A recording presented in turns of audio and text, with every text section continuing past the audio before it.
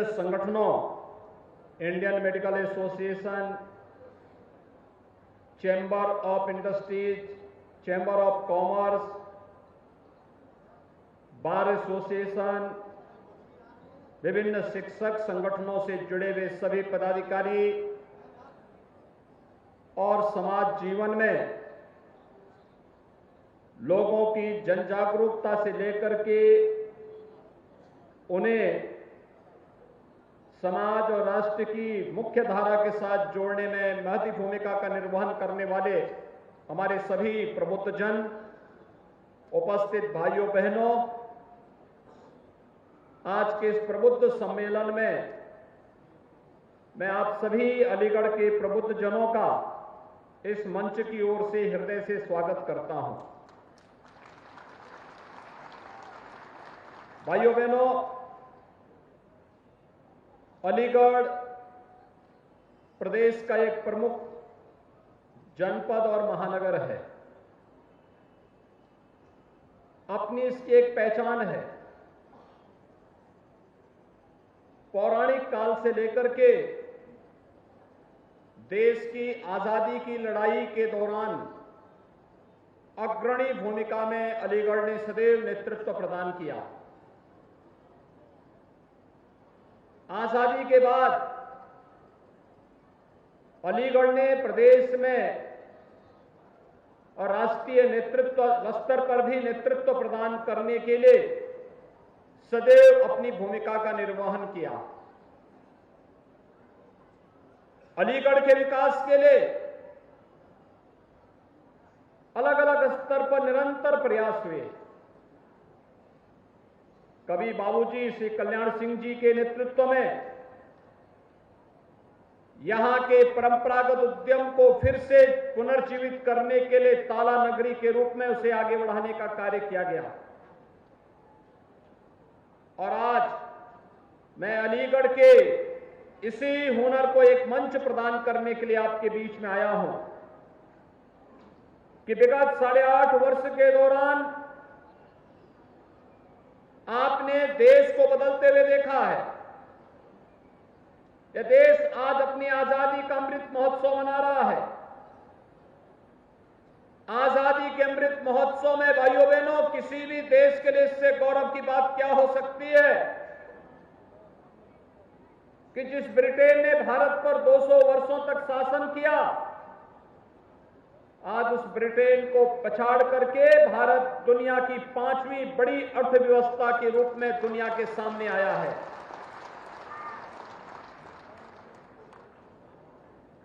दुनिया के वे 20 बड़े देश जिनका दुनिया के 80% संसाधनों पर अधिकार है, G20 के नाम पर वे जाने जाते हैं। और G20 के उन देशों का अगले 1 वर्ष तक अध्यक्षता प्रधानमंत्री मोदी जी के नेतृत्व में भारत करेगा। ये भारत की आजादी के अमृत महोत्सव में वैश्विक स्तर पर भारत की बढ़ती हुई प्रतिष्ठा का प्रमाण है। और विगत 8.5 वर्ष के दौरान बदलते हुए भारत को जीवन के प्रत्येक क्षेत्र में कार्य करने वाले नागरिकों के जीवन में हो रहे परिवर्तन को हम सबने नजदीक से अनुभव किया है। सबका साथ, सबका विकास केवल एक नारा नहीं, बल्कि भारत की एक हकीकत बनी है। हर व्यक्ति के जीवन में परिवर्तन का कारक बना है। एक एक योजना व्यक्ति के स्वावलंबन से लेकर के उसके सम्मान का प्रतीक बनी है। और आज इन्हीं सब बातों को लेकर के कि जो लोग जातिवाद के नाम पर, क्षेत्र, मत और मजहब के आधार पर सामाजिक ताने बाने को छिन्न भिन्न करते थे, देश और प्रदेश ने उन्हें दरकिनार करते हुए विकास को प्राथमिकता दी। प्रधानमंत्री मोदी जी के आह्वान पर देश के अंदर और प्रदेश के अंदर निरंतर परिवर्तन का वाहक बन करके डबल इंजन की सरकार दी।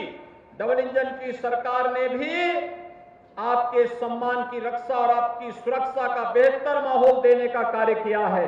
और भाइयों बहनों, आज वही आह्वान करने के लिए मैं आपके बीच में आया हूं। विकास एक निरंतर चलने वाली प्रक्रिया है। यहां पे अभी हमारे सांसद श्री सतीश गौतम जी कार्यों को गिना रहे थे। उन्होंने अपने कार्यों की एक लंबी फेहरिस्त आपके सामने दी कि अलीगढ़ में राजा महेंद्र प्रताप सिंह जैसे महान स्वतंत्रता संग्राम सेनानी के नाम पर एक विश्वविद्यालय की स्थापना हो रही है। इसी अलीगढ़ के अंदर यहां पर ट्रांसपोर्ट नगर की स्थापना हो रही है।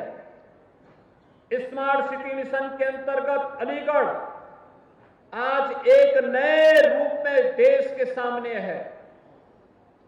डिफेंस कॉरिडोर की स्थापना यहां पर की जा रही है, जिसके माध्यम से यहां के उद्यमियों को अपने हार्डवेयर के आइटम को वैश्विक स्तर पर पहुंचाने में मदद मिलेगी। और भाइयों बहनों, उन्हीं सब कार्यों के लिए आज एक बार फिर से मैं आपके बीच यहां पर आया हूं, आपसे कहने के लिए विगत 8 वर्ष में बदलते हुए भारत को, पिछले 5.5 वर्ष के अंदर बदलते हुए उत्तर प्रदेश को आपने देखा है। आज उत्तर प्रदेश की कानून व्यवस्था तो देश के लिए को नजीर बनी हुई है। हर व्यक्ति जहां भी हम जाते हैं, लोग इस बात को कहते हैं कि आखिर उत्तर प्रदेश ने आज दंगा मुक्त प्रदेश बन करके देश के सामने और दुनिया के सामने एक नजीर प्रस्तुत की है। कहां 2012 से 17 के बीच में प्रदेश के अंदर दंगों का एक लंबी श्रृंखला खड़ी हुई थी। 700 से अधिक छोटे बड़े दंगे हुए थे। महीनों महीनों कर्फ्यू रहता था। लेकिन भाइयों बहनों, आज कर्फ्यू समाप्त। आज कर्फ्यू नहीं, दंगे नहीं, दंगाई नहीं। जिन दंगों को शासन का सरपरस्ती प्राप्त होती थी, वे दंगाई आज दंगा करना भूल गए। आज उनमें से बहुत सारे लोगों ने तो अपनी आजीविका के लिए अब ठेला लगाना प्रारंभ कर दिया, आसानी से अपनी आजीविका को आगे बढ़ा रहे हैं। अब अपराध से तौबा कर लिया, आगजनी से तौबा कर लिया। ये नया प्रदेश है जो मेहनत से हर व्यक्ति को सम्मान के साथ जीने का अधिकार तो देता है, लेकिन जबरन किसी गरीब, किसी निरीह, किसी व्यापारी और किसी राह चलते हुए राहगीर को या किसी बहन बेटी को के साथ अगर किसी ने दुस्साहस करने का प्रयास किया तो आज उसका जीना हराम जरूर कर देते हैं। और यही तो नया उत्तर प्रदेश है। आज नए उत्तर प्रदेश में आस्था का सम्मान भी है। इंफ्रास्ट्रक्चर डेवलपमेंट के बड़े बड़े कार्य हो रहे हैं। देश का सबसे बड़ा एयरपोर्ट यहीं पे जेवर में बन रहा है और देश का सबसे बड़ा एक्सप्रेसवे, गंगा एक्सप्रेसवे भी यहीं से होकर के जा रहा है। भाइयों बहनों, स्मार्ट सिटी मिशन के अंतर्गत याद करिए, इससे पहले हमारे नगरीय क्षेत्रों में स्वच्छता की क्या स्थिति होती थी?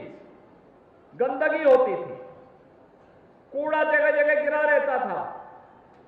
कोई आता था, देख करके वह बड़ा खराब संदेश लेकर जाता था। लेकिन पहले से काफी सुधार हुआ है। अगर पिछली बार अलीगढ़ में भारतीय जनता पार्टी का बोर्ड बना होता तो अलीगढ़ में भी भाइयों बहनों स्वच्छता की रैंकिंग में वैसे ही स्थान अलीगढ़ को भी प्राप्त होता जैसे गाजियाबाद को प्राप्त हो गया, लखनऊ को, वाराणसी को, गोरखपुर को प्राप्त हो गया, आगरा को प्राप्त हो गया। ऐसे ही रैंकिंग में हम भी अलीगढ़ को भी आगे बढ़ा सकते थे। कार्य हुआ, लेकिन उसके साथ एक टीम वर्क कार्य करती है। आज प्रदेश और केंद्र में एक विचारधारा की सरकार है तो योजनाओं को आसानी से लाने में मदद मिल जाती है। हमने योजनाओं में तो भेदभाव नहीं किया। कोरोना कालखंड आपके सामने उदाहरण है। कोई भी बीमार रहा होगा, फ्री टेस्ट सबका है। उसकी जाति, उसका मत, उसका मजहब, उसका क्षेत्र, उसका भाषा नहीं देखी गई।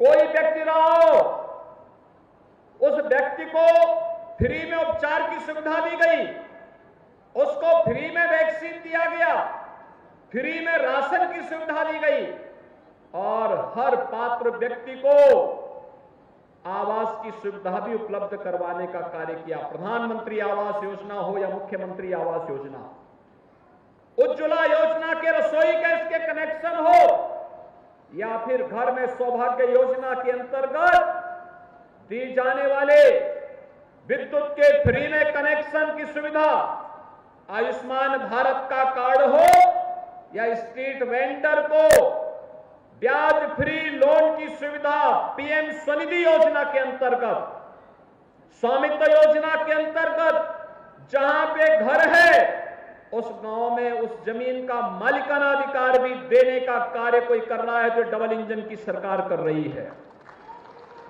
और इसलिए भाइयों बहनों, मैं आज आप सभी प्रबुद्ध जनों से यही अपील करने के लिए आया हूं। आपने परिवर्तन की बाहर डबल इंजन की सरकार को देखा है और जब स्थानीय निकाय की संस्थाओं में भी डबल इंजन की सरकार से जुड़ी हुई ही स्थानीय सरकार आएगी भाइयों बहनों, तो ये परिवर्तन जनता की बुनियादी सुविधाओं को प्राप्त करने के लिए जाती है।